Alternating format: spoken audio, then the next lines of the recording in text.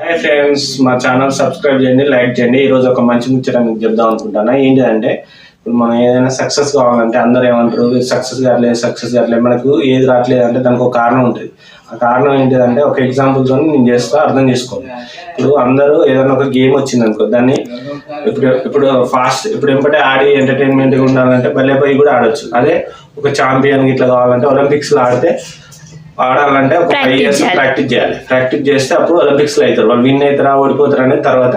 ఓడిపోతున్నా ప్రపంచం గుర్తించదు, అదే గెలిస్తే ప్రపంచం అంతా గుర్తిస్తే వాళ్ళకి డబ్బులు వస్తే ఒక సెలబ్రేట్ అవుతారు వాళ్ళు.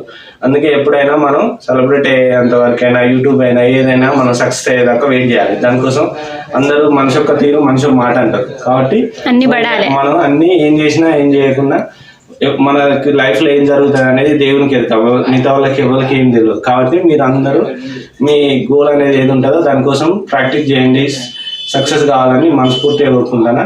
అందుకే సక్సెస్ అనేది టైం పడుతుంది, కాబట్టి వెయిట్ చేయడం మంచిది.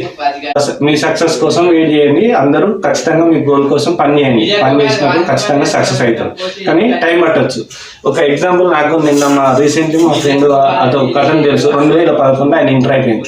ఆయన లాస్ట్ అంటే ఒక 5 days బ్యాక్ CA పాస్ అయింది. ఆయన అప్పుడే నేను ఎందుకు వద్దనుకుంటే ఇంటర్ పాస్ అయ్యింది. ఇప్పుడు 10 years నుండి ఏదో జాబ్ చేసుకుంటా ఆయన గోల్ అనేది మర్చిపోకుండా CA పాస్ అయ్యిండు. ఇప్పుడు ఆయనకు మంత్లీ ఒక మామూలుగా ఆయనకు వచ్చిన నాలెడ్జ్తో ఇప్పుడు వర్క్ చేసినా మంత్లీలో 50,000 వస్తుంది. మామూలుగా ప్రైవేట్ జాబ్ చేస్తే ఎంత వస్తుంది? 20,000 వస్తుంది.